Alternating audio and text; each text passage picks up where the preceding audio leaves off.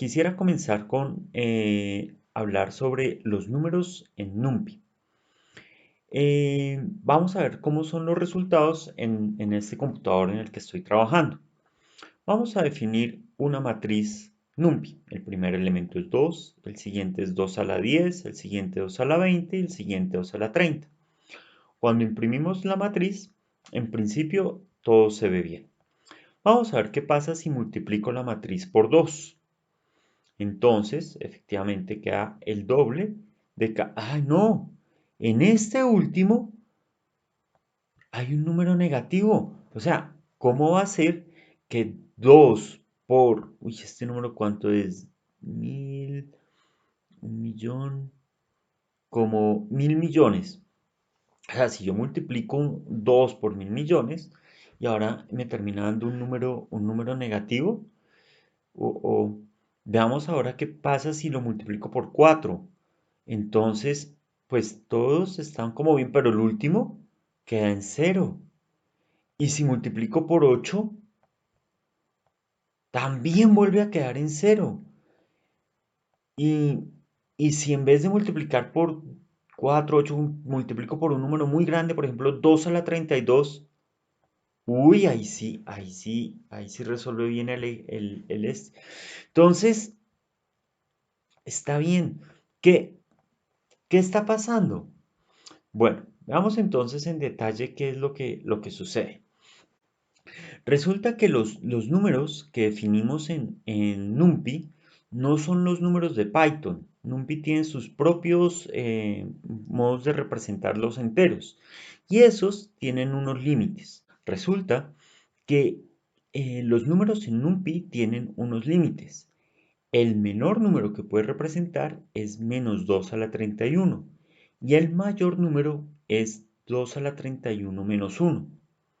Observen que yo definí, el último era 2 a la 30. Si lo multiplico por 2, ya queda 2 a la 31, pero él ya el 2 a la 31 no lo alcanza a representar. Entonces, pues se sale el formato y en este caso generó un error, que fue presentar el número negativo. Y si sigo subiendo, pues multiplicando, pues igual está fuera del formato. Pero ¿qué sucede en este último caso en que multiplico por un número tan grande? Pues este número ya se sale del formato que él tiene y se da cuenta que se sale del formato y entonces cambia de formato. Al cambiar de formato ya permite representar esos números. ¿Ok? Entonces es complicado manejar estos números enteros en NumPy, sobre todo con números tan grandes. Y pues como nosotros vamos a trabajar, la estrategia que tenemos es realizar multiplicaciones, vamos a tener problemas con esto.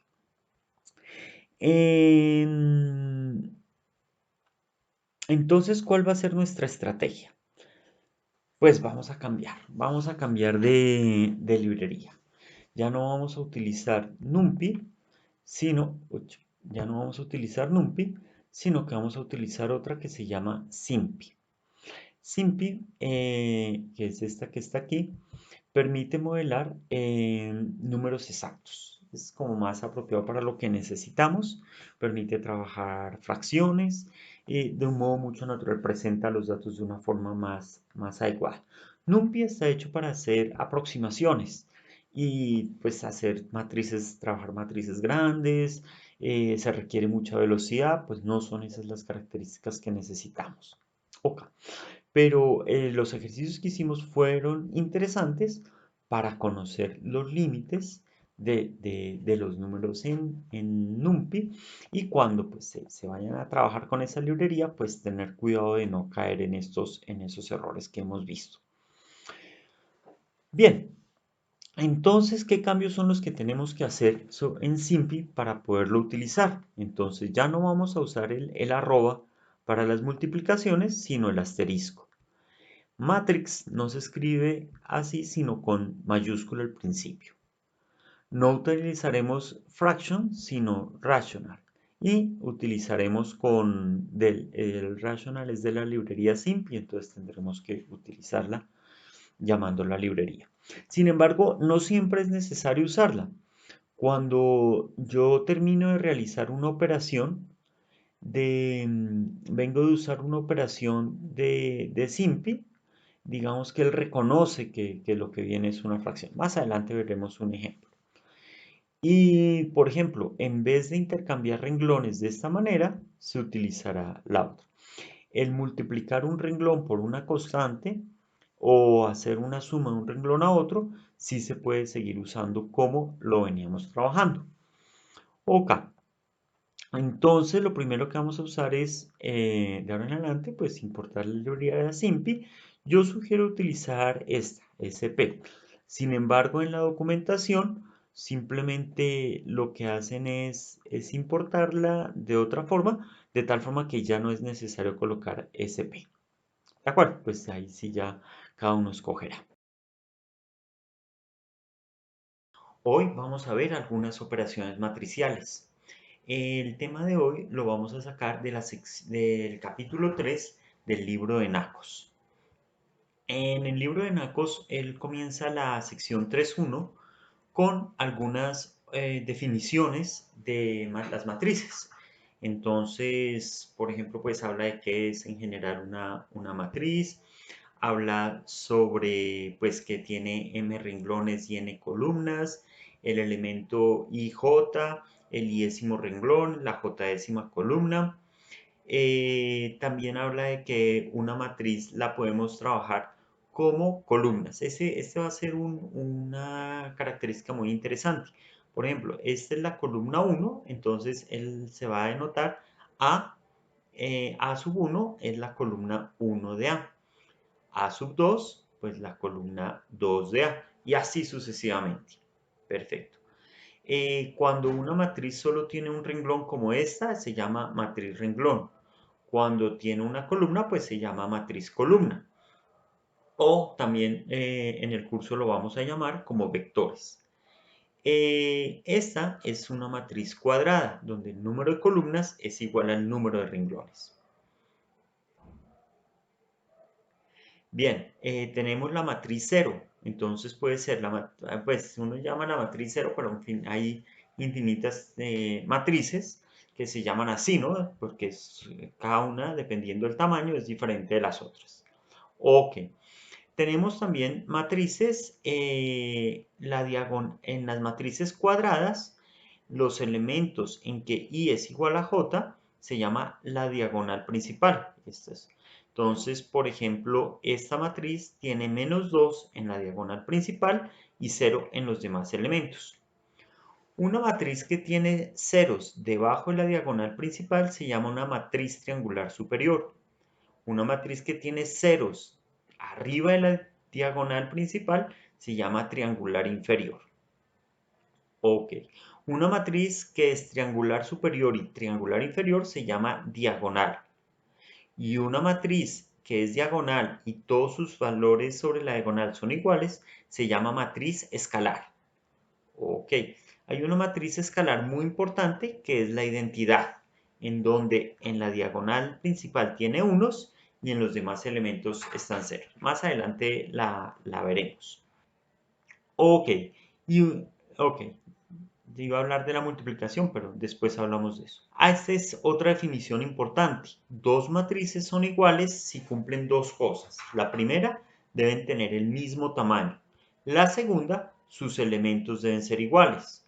Por lo tanto, de estas 2, 3, 4, 5, 6 matrices que tenemos acá, no hay ningún par igual, porque todas tienen diferente tamaño. Además, estas dos matrices, para que sean iguales, A debe ser 1, bueno, este elemento, el 5 es igual a 5, menos 1 igual a menos 1, y el 0 debe ser igual al B. Listo. Esas son las dos condiciones. Bien, vamos a hablar ahora de lo que es la suma de matrices. Por ejemplo, tenemos esta matriz con esta acá. Para sumar matrices tenemos que sumar elemento a elemento. O sea, el -1 más el -1 nos da el -2. Ahora vamos con este otro elemento. El 2 más el 0 pues nos da el 2. Y así sucesivamente se suman cada uno de los elementos. Por lo tanto, el resultado es una matriz de igual tamaño a ella. Siempre solamente se pueden sumar matrices de igual tamaño, ¿ok? De modo similar se pueden restar, pues se resta elemento a elemento. 1 menos 1 nos da el 0, 1 menos menos 1 nos da el 2 y así sucesivamente. Recuerden, si esta es de 2 por 3, esta también debe ser de 2 por 3 y el resultado también debe ser una matriz de 2 por 3. Ok. Vamos entonces a mirar,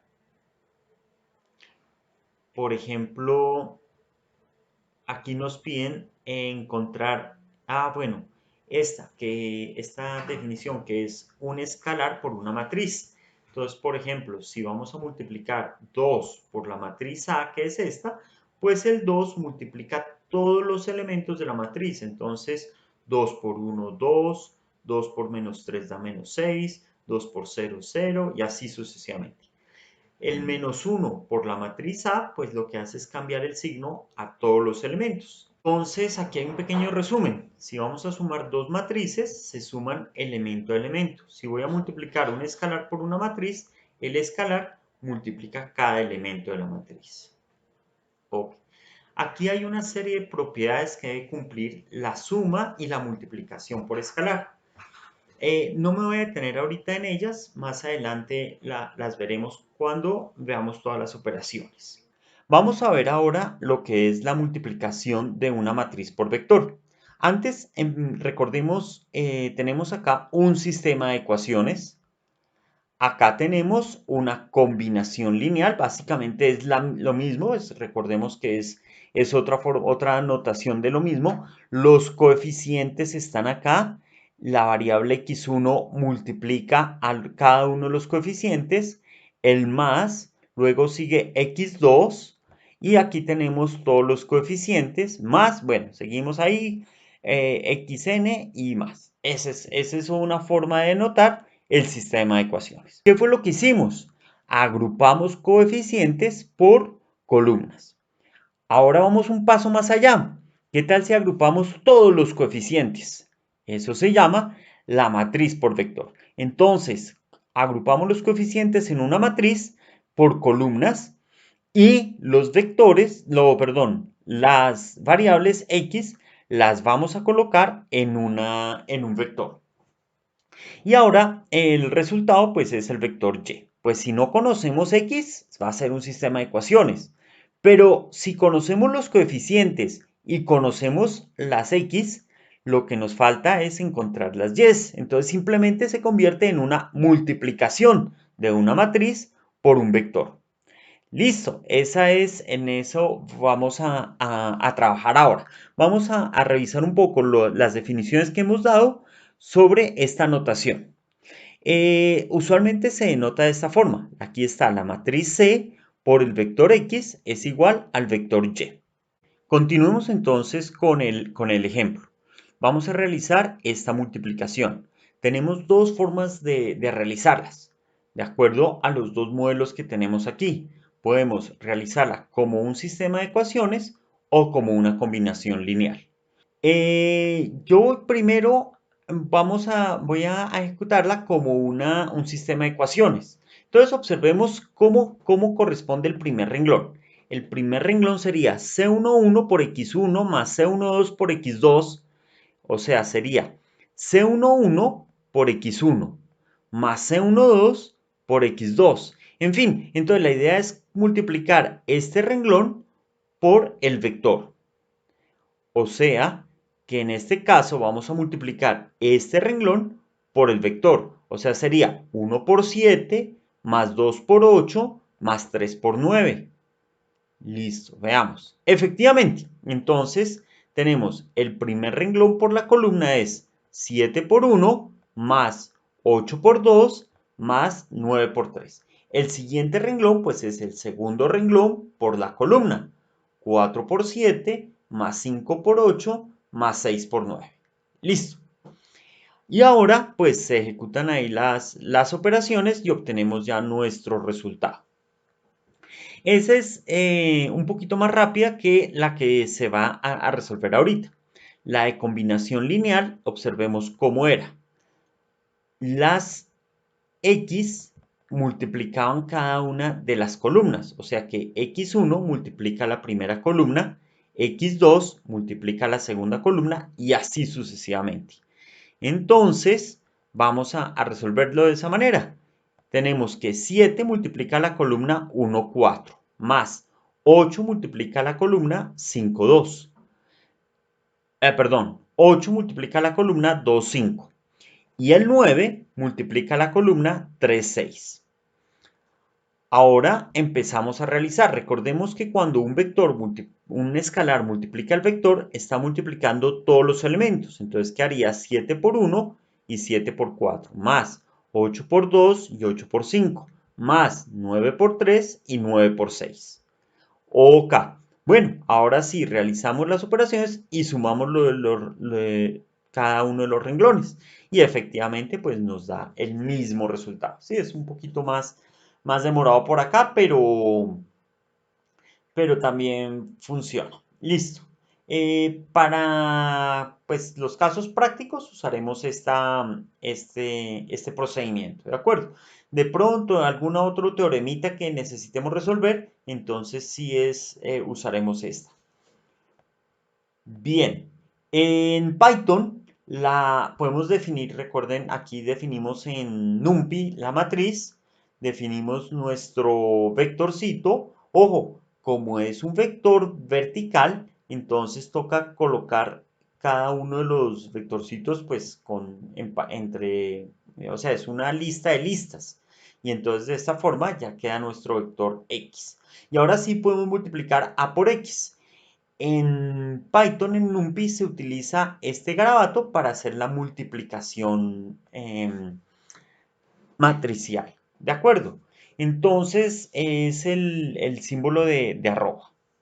Y efectivamente, pues da el mismo resultado que habíamos obtenido antes. Ok. Vamos a ver el tema que nos continuar el tema que estamos viendo.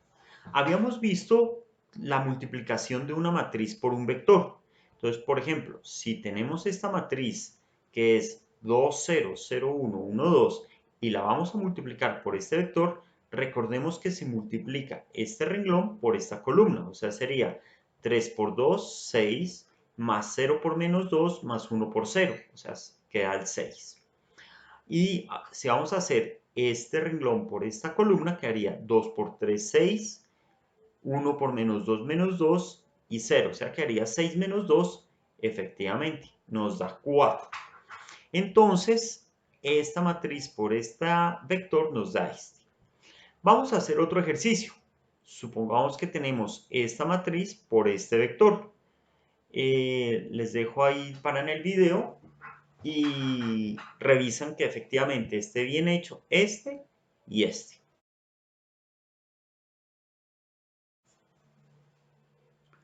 Ok, imagino que fue fácil el ejercicio, no tuvieron inconvenientes.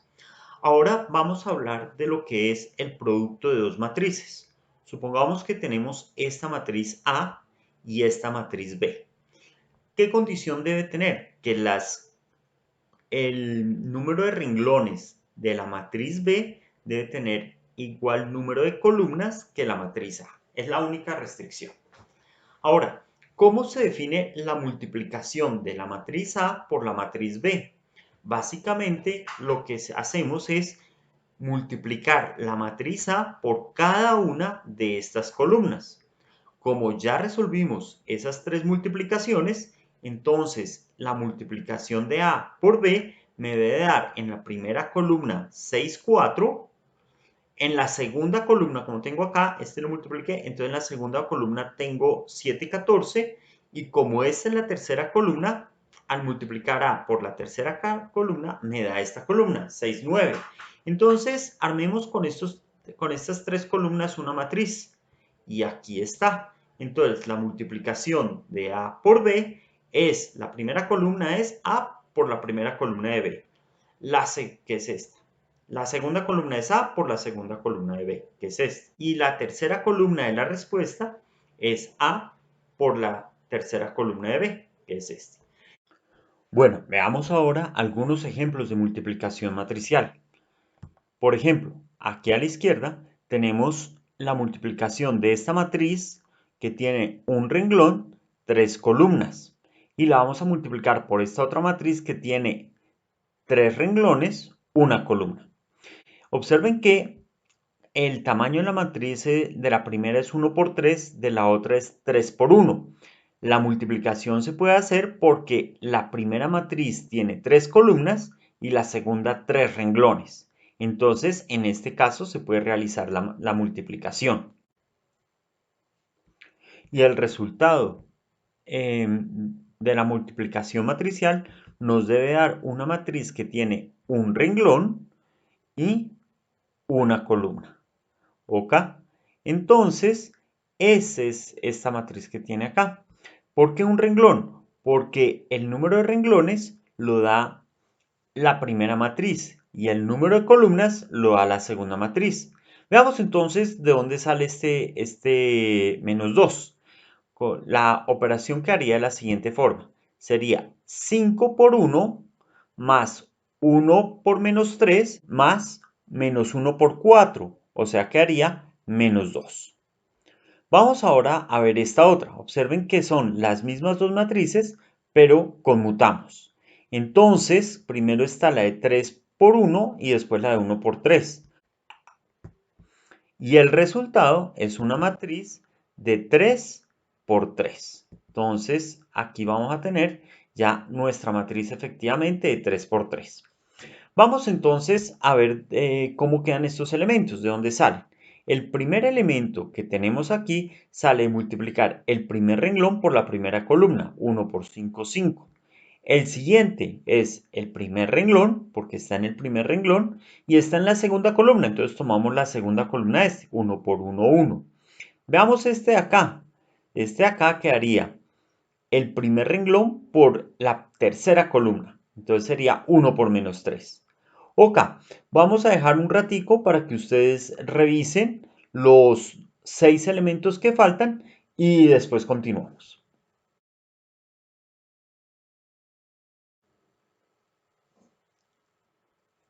Listo. Imagino que no tuvo problemas para esos ejercicios. Vamos a ver ahora, bueno, este es el esquema como lo representan ACOS. Tenemos una matriz de M renglones, K columnas, se multiplica por una matriz de K renglones, N columnas, y el número de renglones de la matriz resultante es M, y el número de columnas de la matriz resultante es el número de columnas de la segunda matriz. Veamos ahora estos dos ejemplos. Tenemos que encontrar este elemento que es el del primer renglón, segunda columna. Entonces, sabemos que como es del primer renglón, tenemos que tomar el primer renglón de la primera matriz. Como estamos en la segunda columna, pues tomamos la segunda columna. Listo, y empezamos a hacer las multiplicaciones. 2 por 2, 4, más 0 por 4, más 1 por 3. El resultado, 7. Bueno, continuemos ahora con el segundo ejercicio. Vamos a obtener el elemento que está en el segundo renglón, tercera columna. Para comenzar, pues necesitamos el segundo renglón de la primera matriz porque este elemento está en el segundo renglón. Y necesitamos la tercera columna de la segunda matriz porque este elemento está en la tercera columna. Y empezamos a multiplicar. 2 por 4 más 1 por 5 más 2 por menos 2. Y el resultado es 9. En general, cuando necesitemos algún elemento específico, simplemente, por ejemplo, el elemento IJ, tenemos que tomar el renglón I por la columna J. Se realiza la multiplicación como está aquí y ese es el resultado. Sobre las propiedades de la multiplicación matricial, más adelante hablaremos con detalle de estas propiedades. Pasemos ahora a esta otra, que sería elevar una matriz a una potencia, una matriz cuadrada. Entonces, si yo voy a elevar a la n, como es una matriz cuadrada, entonces yo la puedo multiplicar por ella misma. Y pues si es elevado a la n, pues la puedo multiplicar n veces. Donde n es un número mayor que 1. Si es a la 1, pues tenemos el mismo valor de a. Y si es a la 0, vamos a tomar la matriz identidad, que ya sabemos que la matriz identidad es una matriz diagonal, donde en la diagonal hay unos y en el resto hay ceros. Ok, damos el siguiente ejemplo. Entonces, por ejemplo, si tenemos esta matriz a la 1 es esa misma. A al cuadrado sería a por a. Listo. Y si volvemos a multiplicar a por a al cuadrado por a, nos da a la 3. Y así sucesivamente. Lo mismo, esta es como más sencilla de multiplicar. Pero observen una cosa, que b al elevarla a cualquier potencia no varía. Es interesante esa matriz B. Y esta matriz C eh, tiene un 1, pero al elevarla al cuadrado da 0 y de ahí para adelante pues sigue dando 0. Ok. Hay unas propiedades, las propiedades que tenemos para la potencia de matrices son muy parecidas a las propiedades de las potencias de los números reales, de los números reales, o de los enteros. Por ejemplo, si tenemos dos números que estamos, perdón, a la n por a la m, pues se suman los exponentes. Eso es fácil porque estas son n veces a, estas son m veces a, pues al multiplicarlos tenemos m más e es a es, y entonces aquí tenemos. Listo, si yo tengo a la n elevado a la m, pues se multiplican los dos exponentes. Y c por a elevado a la n, pues es c a la n por a la n, donde c es un número real. Al fin llegó la hora de ver las propiedades de las operaciones matriciales. Vamos a hacer un paralelo con las propiedades de los números reales.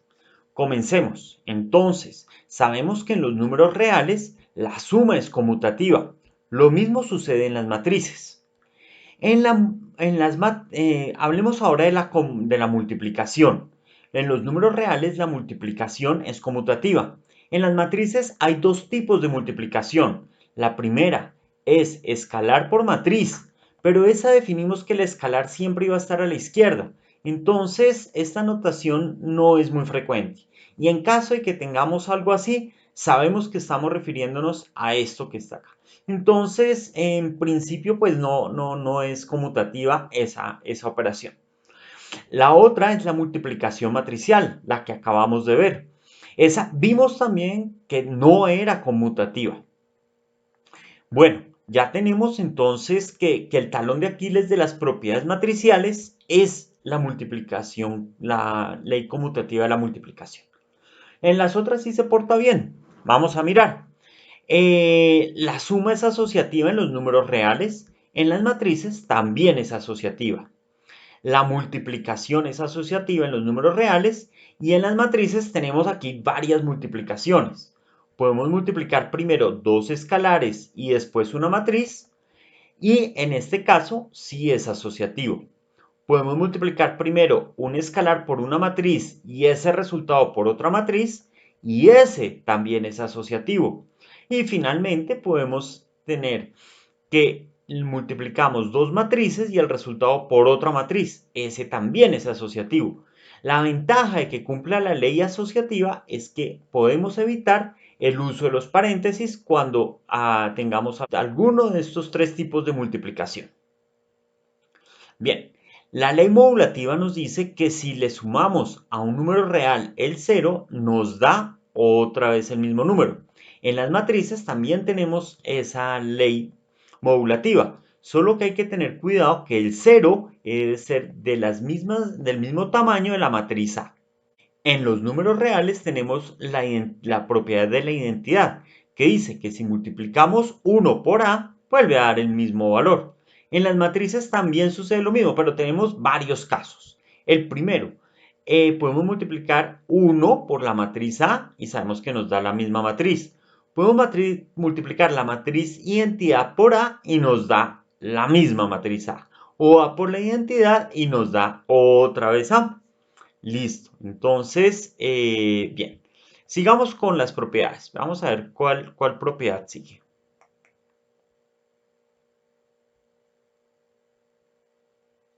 Ok, la nulidad me dice que si multiplico 0 por A, vuelve a dar 0. En las matrices tenemos algo parecido. Yo puedo multiplicar el escalar 0 por la matriz A y me da la matriz 0, que es de las mismas dimensiones de A.